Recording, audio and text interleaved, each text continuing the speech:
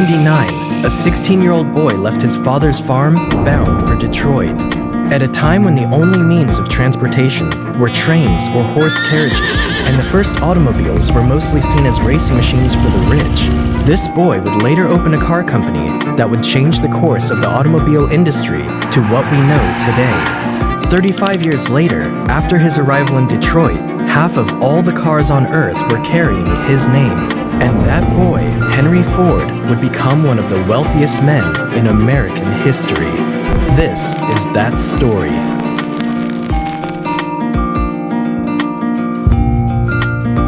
Henry Ford was born on his father's farm on the 30th of July, 1863, in what is now Dearborn, Michigan.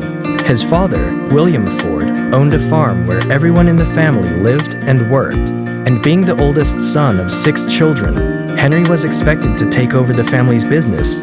However, he was nothing like his father and was never interested in his business. At the time, farming was labor-intensive, slow, and rigorous. While Henry did his best to help out on the farm, he hated the sheer idea of it. "I never had any particular love for the farm. It was the mother on the farm I loved." Henry Ford. Like most kids his age, Henry didn't like going to school and never made it past the 8th grade. He preferred to learn things on his own terms, and from a young age, he became very interested in mechanics. This curiosity for machines led him to study every piece of machinery he came across. At the age of 12, his father gifted him a pocket watch, and after playing around with its movements, he learned how to take it apart and put it back together in a matter of minutes, as well as the watches of his friends and relatives. He later gained a reputation as a watch repairman and began fixing watches for people in the neighborhood. When Henry turned 13, he came across a steam engine for the first time in his life during a school trip to one of Detroit's companies, and that's when his passion for mechanics became an obsession. And for the next few years, it became his new hobby. By the time he was 15, he had constructed his first steam engine. But his life took a turn when Henry lost his mother, Mary Ford, to a sudden illness. Henry had shared a deep bond with his mother and was closer to her than anyone else on the farm. Devastated by her loss, Henry's hate for the farm intensified. He began looking for a way to escape his situation, as the farm held too many memories of his dear mother. After turning 16, and against the wishes of his father, Henry packed his things and left the village in search of a new direction in life. At the time, Detroit was rapidly becoming a city of industry thanks to the steam engine, and the city was hungry for young engineers looking for work. It was here, in Detroit, where Henry would plunge headfirst into reinventing himself by learning everything there was to know about machines. He took a job at a streetcar manufacturing company known as Michigan Car Company Works. Unfortunately, Henry was fired only 6 days after he began. After being unemployed for some time, he found a job as an apprentice at the James Flower & Brothers machine shop, where he earned $2.60 per week. But it wasn't enough to cover his rent, so Henry made good use of his childhood obsession. He found a night job as a jeweler, cleaning and repairing watches 6 hours a night and 6 days a week for $3 weekly. Despite pulling so many jobs together to make ends meet, Henry would still study and experiment with machines whenever he had free time. In 1882, when he turned 19, Henry Ford decided to return home to Michigan. He still hated farming, so he did very little work there and spent most of his time playing and experimenting with the machines he found on the farm. Luckily enough, his father had purchased a portable steam engine, which had quickly become a norm among farmers. Henry spent most of his time with this machine and became so good with it that a neighbor at his father's farm paid him $3 to operate his steam engine for him. And from there, Ford's talent and gift for machines spread across Michigan. Word of Henry's talent reached the district representative of the Westinghouse Engine Company of Schenectady from New York, and so the company hired him. Henry's job was to travel throughout southern Michigan, setting up and servicing Westinghouse steam tractor engines. In the year 1885, Henry met Clara Jane Bryant at a New Year's Eve party and got engaged the following year. As a wedding gift, Henry's father gave his son 40 acres of land, but rather than turning it into a farmland, Henry had other ideas. In 1891, Henry and Clara moved to a small apartment in Detroit. Around this time, Henry came across a British magazine and learned about the gas engine. This gas engine was being produced in small quantities by a German engineer called Nicholas Otto and was very different and far more efficient than steam engines.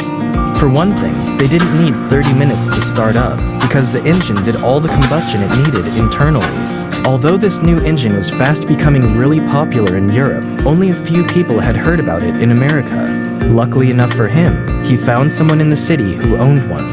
Henry immediately fell in love with the gas engine, but he couldn't understand how it worked, and the fact that the gas engine was powered up by an electric spark made things even worse. Knowing he had to learn more about this, Henry applied for work as a night engineer for the Edison Illuminating Company for a salary of $40 a month. At the time, the company was the biggest electric company in Detroit, and it was generating electricity to 1,000 homes in the city using a steam engine. So this made Henry more than qualified to work there. His job was to primarily fix the engine whenever it broke or developed a fault, but when it was working fine, he didn't have much else to do. This gave Henry more than enough time to immerse himself in learning about electricity and how it works.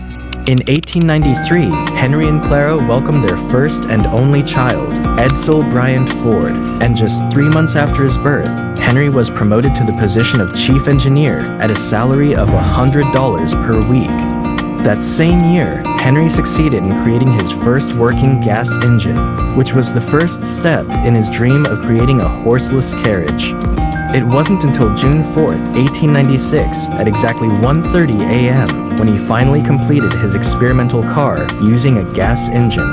He called it the quadricycle. The quadricycle was essentially a crude contraption that consisted of 2 bicycles placed side by side and was powered by a gasoline engine. While the experiment was successful, it had a few issues of its own. This experimental car had 2 gears, and neither one was for going in reverse or going forward. But the biggest problem was that it had no cooling system, and so the car was prone to overheating after running for a while. Henry made multiple adjustments to the car, but the most notable one was adding a cooling system to the vehicle. He later sold the vehicle for $200 and used the money for another big project. With the support of the Detroit mayor, Henry began to build his second experimental car and completed it by July 1899. This new car was larger, sturdier, and heavier than the previous one. One morning, Henry took a wealthy lumber merchant by the name of William Murphy for a test drive in his new vehicle. By the time the test drive was finished, William wanted to be part of Henry's business venture. And soon after, they shook hands together, and on August 5th, 1899, the Detroit Automobile Company was born. Unfortunately, the company failed only a year later because of several reasons. Henry's ideas about improving the car he worked on were not in line with the stakeholders' ideas, who were pressuring him to make passenger cars. Another reason was because most of the parts that were required to make his cars were produced by different companies, and as a result of this, whenever a delivery was late, the whole factory had to sit back and wait for the delivery. This slowed production by a significant amount of time. His first car, which he called the delivery wagon, took 6 months to make, and only 20 of them were made during the company's first 2-year existence. As a result of all this, Henry was fired from his position. But even though his first company had failed, he remained optimistic. Failure is simply the opportunity to begin again, this time more intelligently. Henry was actually relieved when he was sacked because there was less pressure on him, and now he could focus on other things. Henry decided to turn his attention to racing cars. The reason was simple. Racing cars had become a very popular sport in the United States, and Henry wanted a platform to showcase his cars and their quality. And besides, despite knowing a lot of very popular people in the city, not many of them would be willing to invest in his ideas after what happened with the Detroit Automobile Company. A year later, Ford's newly designed racing car defeated the vehicle of Cleveland automaker Alexander Winton, as well as the nation's leading national racing driver, Grosse Pointe. Henry's 26-horsepower vehicle became the talk of the town, and that kind of popularity gave investors the confidence they needed to back Henry the second time. The result was the birth of the Ford Motor Company, with Henry as the chief engineer. Not too long after, Henry's position was again hanging on a thin thread. The reason was because Henry continued to work making race cars, which infuriated his investors. They wanted him to create passenger cars they could sell to the masses, and so they brought in another Henry Martin Leland, to do their bidding. Ford was annoyed they had brought in someone else to take over his place, and so he left the company.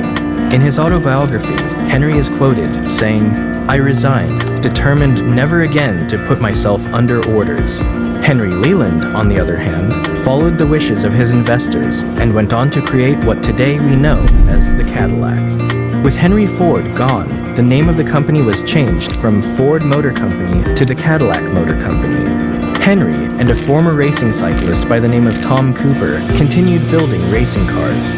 In 1902, they produced the Ford 999, an 80-horsepower car that was driven by Barney Oldfield, a former bicycle racer who had never driven an automobile in his life, surpassing Winton's car again.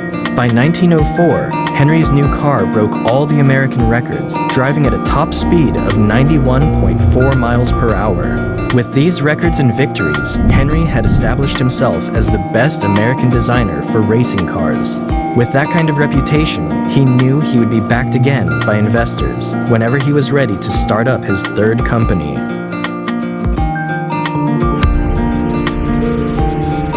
With the support and financial backing of 11 investors, especially a coal dealer from Detroit, Alexander Young Malcolmson, Henry's third company came to life. The company was initially called Ford & Malcolmson Limited, but was later changed to the Ford Motor Company in 1902. After failing in his first two attempts, he was determined not to fail again. Ford turned his attention to creating a vehicle that was affordable for the common man. You see, at the time, owning a vehicle was a luxury that could only be afforded by the wealthy ones. The reason being, these vehicles were made by extremely skilled engineers, and most of the cars made were strictly for racing. At the start of his new company, Henry made a statement to his associates and investors. "I will build a motor car for the great multitude, constructed of the best materials, by the best men to be hired, after the simplest designs that modern engineering can devise, so low in price that no man making a good salary will be unable to own one." Ford had a knack for identifying and attracting the brightest talents in the business. He hired many impressive young men who shared and believed in his vision. As for the design of the car, Henry made over 20 of them before he got one that finally worked. He called it the Model A. For the next 5 years, Henry kept improving the Model A, which was followed by the Model N. But in those 5 years, what really changed wasn't the improvements of his designs, but how they were being made. One of the things Henry learned from his failed businesses was the importance of having one manufacturer responsible for supplying most of the parts he needed to build his cars. And so, he found a machine shop in Detroit to do just that. One day, during a trip to Chicago, Henry witnessed the assembly line concept at a slaughterhouse, and that's when a bright idea came to him. If he could incorporate the same idea into building his cars, he could make more cars in a day. You see, at the time, Ford and many other car makers put together one car at a time, and the production was slow. So in 1904, Henry raised more money and built his own factory. He employed over 300 workers and began experimenting with the assembly line inside his new factory. It wasn't until 1906 when the production of the Model N would really first make use of the assembly line, but even then, the assembly line was still a work in progress. However, it did increase the level of production by 5 times, and his new model became the best-selling car in the US. But Henry had set his sights on even greater things. Henry built his own manufacturing company in 1905 to start making his own engines, transmissions, and everything else needed for the production of his cars. Around this time, Henry also discovered vanadium steel, and it was this discovery that really paved the way to a new era for the automobile industry. Vanadium steel was about 3 times stronger than the previous steel and much lighter. Henry used this new steel for his new model that would later become one of the most successful cars in human history, the Model T. A business absolutely devoted to service will have only one worry about profits. They will be embarrassingly large. Henry Ford dreamed of making automobiles for the common man and for everyday use, and the Model T was the answer to that dream. When it was first released, it was one of the most expensive cars Henry had ever made. The price for the Model T was set at $850, which would be something around $21,000 in today's currency. But despite its price, it quickly became a fan favorite in the US. In a matter of days after its release, 15,000 orders were placed, and the Ford Motor Company soon became the #1 car company in America. What else could he want?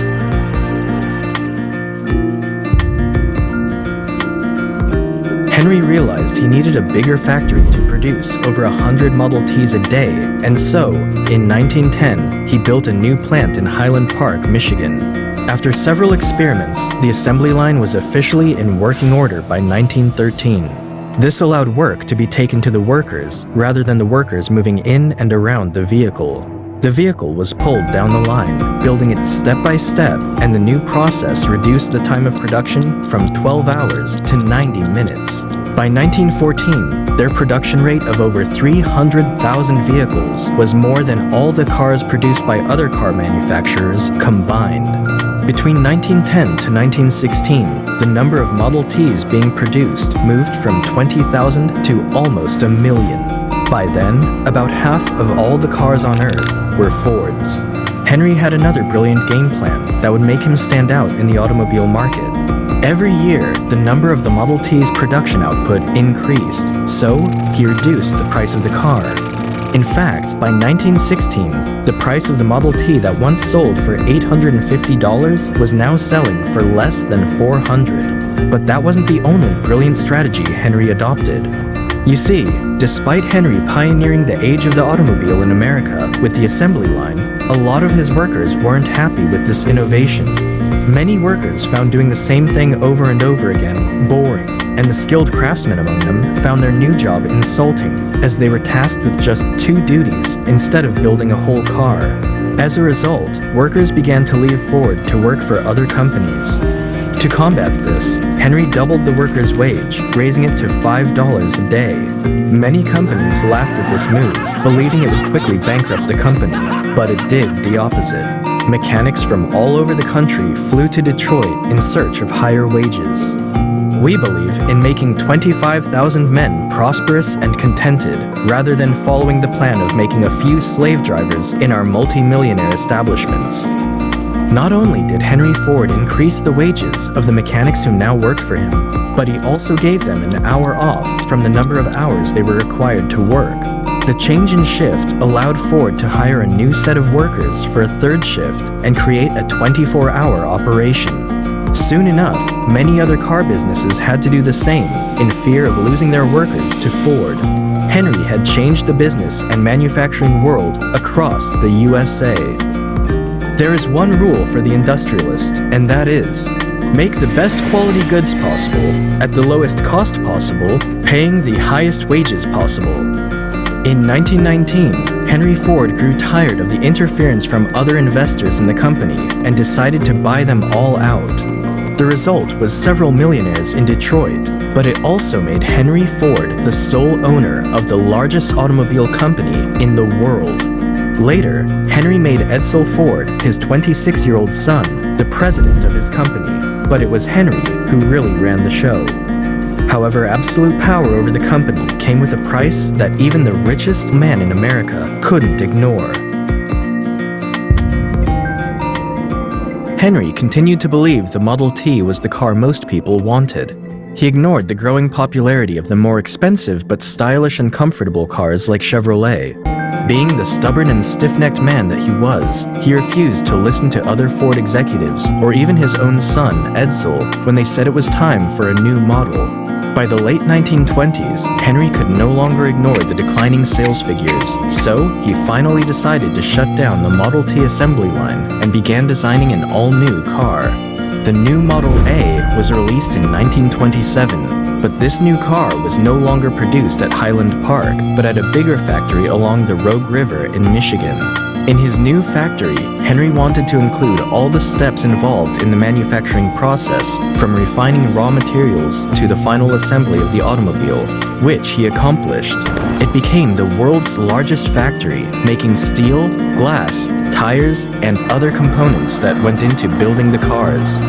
However, Ford's one-man control over the decision-making was no longer the formula for success, and by 1936, Ford Motor Company had fallen to third place in the US market, behind General Motors and the Chrysler Corporation. Even with Henry's latest innovative design of the V8 engine, it wasn't enough. Things only went from bad to worse, and with the rise of the Great Depression, Ford was forced to lay off workers and lower his rates.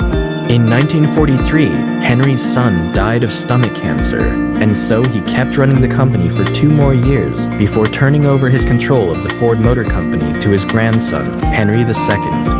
Henry retired to his estate and later died of a cerebral hemorrhage on April 7, 1947. Life is a series of experiences, each one of which makes us bigger, even though sometimes it is hard to realize this. For the world was built to develop character, and we must learn that the setbacks and grieves which we endure help us in our marching onward. Today, Ford Motor Company owns a market cap of around $70 billion and remains as one of the biggest car companies in the world.